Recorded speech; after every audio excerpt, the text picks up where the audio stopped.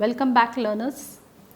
This week we have been discussing from block 2 tribal policies and legislations, and the topic what we were discussing is tribal territories and common property resources. We will continue with this topic. Now let us look at what are the legislative writs for tribal territories. Since the colonial period, various legislative acts have been implemented pertaining to resource exploitation and use by the tribal. The Forest Act of 1800 can be taken as an example. Before the promulgation of this act, grazing was free, which was circumscribed somewhat when the concept of the reserve forest was introduced, and most of the states closed the forests to the people. So, the monopolization of forest resources was witnessed, resulting in the degradation of valuable resources. Since all lands belonged to state, it invited the outsiders, 43 industrialists, for selling the resources in the name of development without being sensitive to the culture and lives of the people depending on the forest. As a result, people lost their legitimacy along with resource constraint. Gradually, when population increased, competition arose within these scarce resources. Thus, the Forest Conservation Act in the year 1980, which froze the status of the forest, restricted people entering into it. However, certain concessions were made. As resources were in abundance, there was not much competition among the population. However, strict regulations were followed. The concessions given to them were sufficient in conserving their livelihood and culture. The decline or the marginalization of the common property resources is also observed in the forced displacement of population due to dams, industries and other projects. The Land Acquisition Act of 1894 has allowed them to occupy the private as well as the public land for doing such kinds of ventures which the conventionalists think as development. When we look at the existing tribal forest laws, it have also ignored the cultural ethos of the tribal communities by certain laws viewing them as encroachers, poachers and destroyer of forest resource because they practice shifting or /burning cultivation. The colonial regime systematically introduced the concept of individual property ownership of land and other natural resources. The Indian Forest Act of 1878 established absolute proprietary right of the state over forest land. The Land Acquisition Act came in operation in the year 1894. Their customary rights over Cprs were lost and made them vulnerable as the resource users themselves could not market the resources. Babu and Dent in the year 1966, he wrote, in tune with the trends of development policies adopted by the state towards development of these common property resources, which has been modified to reflect the growing concerns of policymakers and the villagers and their changing needs. Since the year 1980, there has been a marked shift in policy towards conservation with the enactment of the Forest Conservation Act 1980 and the new National Forest Policy of 1988. After the introduction of the Gram Sabha in the scheduled areas under the 73rd Amendment of the Constitution has given the local people control over their territories and also distribution of minor forest produces among the local communities. But its functioning is not reported in most of the tribal areas, either due to the politicization of the resource management or the marketization of the resources. So, the state control over forest is a great cause of the depletion of the tribal territories and common property resources. The state markets these according to its choice, as the state has the full right over it. However, the enactment of the Panchayat, that is the extension to the Scheduled Areas Act in 1996 in Gram Sabha, has given the community full right over access and utilization of the resources, but in most of the tribal areas, the question of right still exists where the land acquisition, displacement and illegal restoration is vague. In fact, the tribals still do not have any participation in the decision making process. They refrain from the CPR use, which has led to the vulnerability of the people. Even the scheduled tribes and other traditional forest dwellers' Recognition of Forest Rights Act in the year 2006 seems to ignore the tribal people of the 6 scheduled areas who too mostly depend on the common property resources for their traditional instruments and house materials and practice jhum cultivation. So, the displacement due to development, conservation, disasters or conflict often led to tremendous alienation from common property resources such as forest, land, fodder or water. The subaltern groups including tribals, Dalits and other marginal groups lack legal titles to these resources, which are often communally owned or managed. Unfortunately, the current legal system in India neglects the key role played by common property resources in the sustenance of subaltern groups. In particular, subaltern women. Women have traditionally enjoyed a higher status in production systems that rely on common property resources. Moreover, they depend more than men on common property resources for their economic well-being and social status due to the gender-based division of labor that makes them caretakers of the family. However, legal processes justifying displacement in the name of eminent domain do not recognize the importance of CPRs and thus allow alienation processes to take place, which have a very negative impact on the gender and power dynamics in subaltern communities. Today also we can see the land alienation in the tribal areas, which is a common problem. The tribals voice against the alienation, but the politics of the state do not recognize them, their culture and livelihood. Across the Adivasi regions, the struggle against the alienation has been intensified. Some of the struggles today are the demand for the rights over jungle jamin. The tribals from southern Rajasthan and Van Gujar of Shivalik forest from Uttaranchal, Kols of Sangargarh from Uttar Pradesh and other tribal groups in the state of Chhattisgarh, Jharkhand, Orissa and Madhya Pradesh, they are struggling for land and forest rights. Along with the recent tribal forest right bill, their struggles have been decisively politicized so as to evacuate the tribals and people living in and around forest areas. Now, when we look at the post-independence period, the construction of dams, minings and industries in the name of development has threatened the very livelihood of the scheduled tribe and scheduled caste population.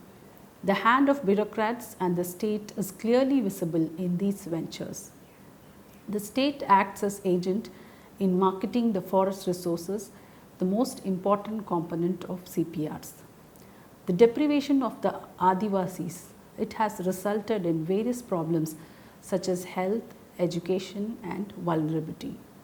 The state on the one hand speaks about the protection of tribal communities, while on the other hand acts as an agent for selling tribal land to private companies in the sense of implementing the Land Acquisition Act of 1894, which makes a provision for acquiring land for some public purpose.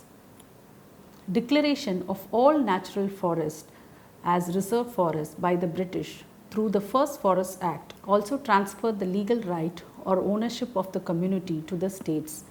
Initially, there was no problem because there was plenty of forest. The representative of the state, like forest guards, could not reach interior village frequently.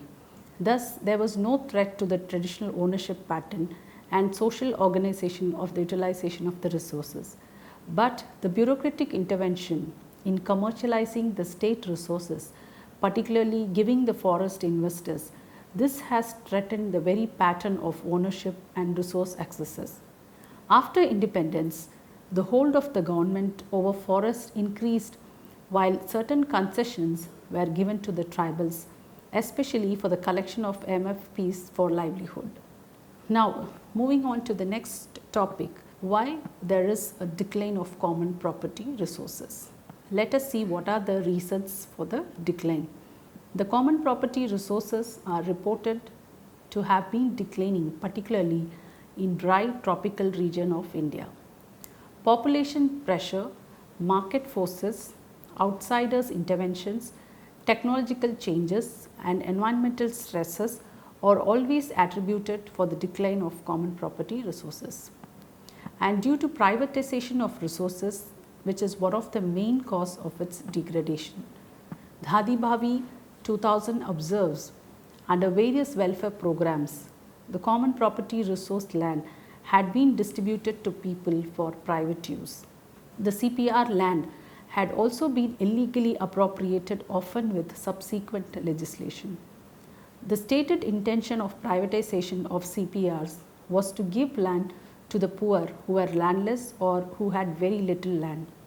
During the recent past, while examining the new sources of stress disfavoring CPRs, Jodha 1995 has pointed out that the key factor adversely affecting the status of CPRs is the overall pattern of the rural transformation.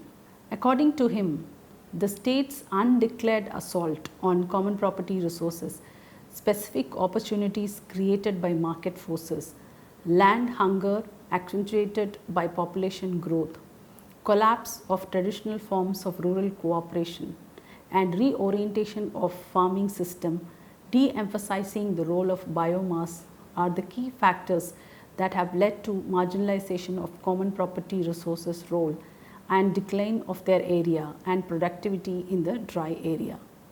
Babu and Dent in the year 1996 opined that irrespective of significant contributions to the rural community, the CPRs have been undergoing severe degradation, continuous erosion and are becoming transformed into open access resources. CPRs contribute greatly to rural populations. The potential of involving local people in equitable and participatory development has been continuously ignored by policymakers, researchers and planners. There have been some development interventions in the village common lands, but these have been half-hearted and did not involve systematic planning for participatory development. This has meant that although these areas have received technological inputs and financial support, they continue tribal territories and common property resources to be degraded. The tragedy of common is used to justify the adoption of incorrect methodology in village common property. Resources include village forests, pastures, wastelands, thrashing grounds and dumping grounds for agricultural crops and for storing cow dung, village ponds and small streams and rivers and their banks, etc. The common property resources play an important role in assuring the livelihood of the rural poor. The breakdown of traditional common property resource management systems not only causes environmental harm, as resources are severely degraded under open access regimes, but social harm because the poor can no longer depend on them. So there is need to ensure that the agenda of establishing social control of forest communities over India's forest that does not get eclipsed by the communalization of the resources. Finally, when the tribal people are landless and fall below the poverty line, they can survive only when they have access to common property resources in an equitable manner. Now, we have come to the end of this topic. So, in this session, we have discussed the legislative writs for tribal territories, and we also discussed the various legislations during the colonial as well as the post-colonial period that restricted the collective ownership's rights of the tribals, the free access of the tribals and other forest dwellers was restricted. On the contrary, the common properties and resources began to be commercialized. We also saw that the cultural ethos of the tribal communities also began to be ignored. Thus, there has been a decline of the common property resources due to various factors such as population pressure, market forces, outsiders' interventions, technological changes, environmental stresses, privatization of resources and so on. So then finally we saw that there is a need to ensure the establishing social control of forest communities over India's forests to protect, preserve and promote forest. Then when we say the common property resources are very important, because the self-regulatory capability of nature is a gift, it is the condition for the possibility of human existence. And when we say how there is a space for the work of nature when human relation to nature is mediated through groups, the idea of commons is not limited to property but to other freedoms of the mind, the body and the spirit that are linked with it. The first thing we have, the common, is freedom, without which there is neither the mind nor the spirit. These three are gifts of nature. We cannot be free until we cooperate with each other. This is because no one can live by himself in absolute of freedom. However, with the cooperation of others, he can. That is to say, my freedom is linked to the freedom of the other. To be free, one condition is independence. In this, the highest form of freedom is the freedom self. Without this, the other cannot be free. Property relation could be designed to ensure that there is no other in the process of using for production.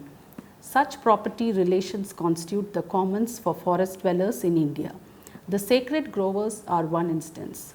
The commons is the source of regeneration and revitalization. What makes sacred groves commons is the capacity of self-generation or self-reproduction. So this capacity cannot be valued. It is valueless because its scale of time and space is far beyond the human scale. A realm of nature of that cannot be measured is thus left untouched. So it is inaccessible. There are no technical solutions to this problem.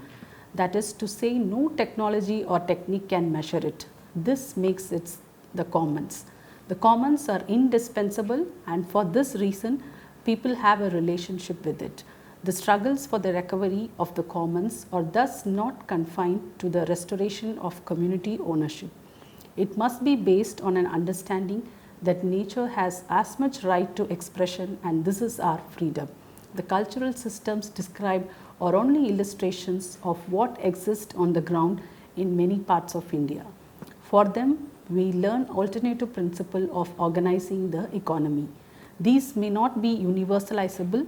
However, for that reason, they should be given space for self-expression and not be transformed into whether private property or public property.